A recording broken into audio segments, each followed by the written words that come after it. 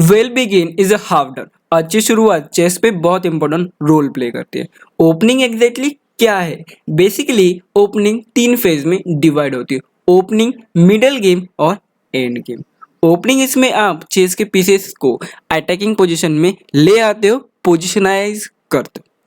Opening के द्वारा आप देख सकते हो कि ये जो चेस बोर्ड है उसके अंदर, इस अलाइनमेंट के अंदर जो दो रुक है, जो हाथी है, वो कनेक्ट हो पा रहे हैं। तो ओपनिंग के लिए सबसे पहले आपको ये वाले दो रुक कनेक्ट करने पड़ेंगे। इसके लिए जो भी स्टेप्स है उसको अनमैच्योर्ड चेस प्लेयर मेमोराइज करने की कोशिश करते हैं, तो ये आपको नहीं करना है। तो क्या करना पड़ेगा? बेसिक आइडिया एंड प्रिंसिपल पे फोकस करना है। तो behind a good and solid opening, ये बेसिक आइडिया क्या है?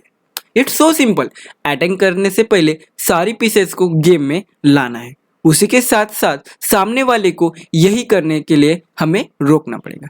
तो ये कैसे करेंगे? उसके लिए तो गाइडलाइंस लगेंगे, प्रिंसिपल लगेंगे। तो इसके लिए आपको जो भी गाइडलाइंस और प्रिंसिपल लगेंगे उसको आपको ध्यान देना है, और इस वीडियो के अंदर मैं उन सभी गाइडलाइंस और बेसिक प्रिंसिपल के बारे में डिस्कस करने वाला था। तो बने रहिए चेस वेन्यू के साथ।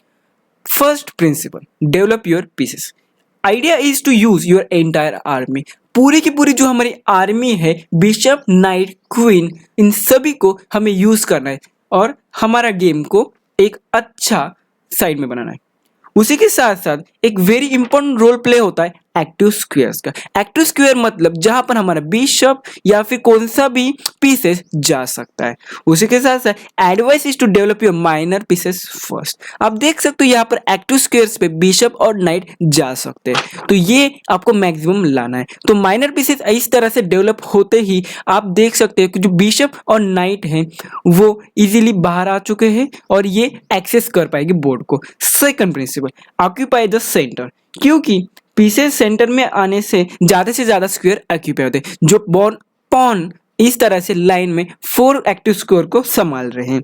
उसी के साथ साथ अगर एक नाइट एक सेंटर में होगा तो वो 8 पॉसिबल मूव्स खेल सकते हैं और 8 पॉसिबल एरिया में जा सकता है। वही अगर नाइट एक कोने में है तो वो सिर्फ 2 पोजीशन में जा सकता है और पॉसिबल मूव्स भी उसके लिए सिर्फ 2 है। इसके लिए हमें सेंटर को ऑक्यूपाई ज्यादा से ज्यादा करना पड़ेगा। उसी के साथ साथ हम अभी बात करें principal 3, extension to principal 2।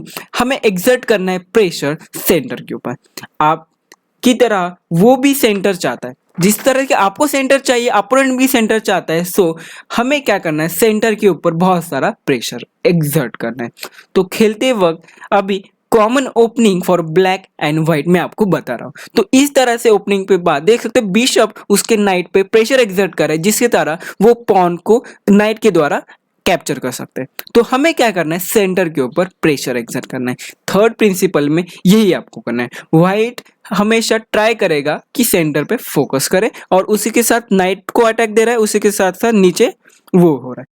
Principle number 4, never move pieces twice in the beginning. Starting में आपको एक ही पीस को बार बार दोहराना नहीं है। आपको स्टार्टिंग से पीसेस को एक्टिव स्क्वायर पे लाना है, वहां पर वो फ्री टू मूव हो सकते हैं। जिस तरह से हम देख सकते हैं जो बिशप और नाइट है वो इस तरह से C3 और F3 स्क्वायर पे आ रहे हैं। व्हाइट के नाइट्स हमेशा इस तरह से अलाइन होते हैं, जिसके द्वारा एक्टिव स्क्वायर्स हमें ज्यादा से ज्यादा मिल सकते हैं। तो ये बात आपको हमेशा ध्यान रखनी है। अभी बढ़ते हैं principle number 5, never bring queen too early. हमें क्वीन को जल्दी से जल्दी बाहर नहीं निकालना है। जो भी अनमैच्योर चेस प्लेयर्स होते हैं वो हालांकि क्वीन को बाहर निकालते हैं, जिस तरह से जो ट्रेडिशनल वेज है इस चेकमेट करने के लिए वो ट्राई करते हैं, पर ये सिर्फ अनमैच्योर चेस प्लेयर के साथ अगर आप खेल रहे तो ये हो सकता है, अन्यथा ये जो मूव्स है ये बैकफायर कर जाएगी। तो आपको don't move your queen too early. हमें क्वीन को बाहर नहीं निकालना है, क्योंकि क्वीन इज वेरी प्रेशियस, या फिर वो इस तरह से ट्रैप में फंस सकती है और हमारा गेम और टाइम बर्बाद हो जाता है। तो हमें ये वाली चीज नहीं करनी। क्वींस को बाहर निकालने के अलावा हमें हमारे माइनर पीसेस को अंदर गेम में लाना है, एक्टिव स्क्वायर को कैप्चर करना है, जिसके द्वारा आप देख सकते हो यहाँ पर क्वीन किस तरह से फंस रही है और ये इट्स अ डेडली चेकमेट। सो कास्लिंग, अभी टॉकिंग अबाउट द कास्लिंग, हमें प्रिंसिपल नंबर 6 में बताया जाता है कि कास्लिंग ज्यादा से ज्यादा जल्दी से जल्दी करनी है। कास्लिंग से क्या होता है? कैसलिंग ओपनिंग का एक आखिरी पड़ाव है, जिससे आप देख सकते हो कि जो किंग है वो एक शील्ड बना है पॉन की तरह। पॉन से और रुक से वो शील्डेड है, उसी के साथ साथ जो रुक है वो कनेक्ट हो गए हैं।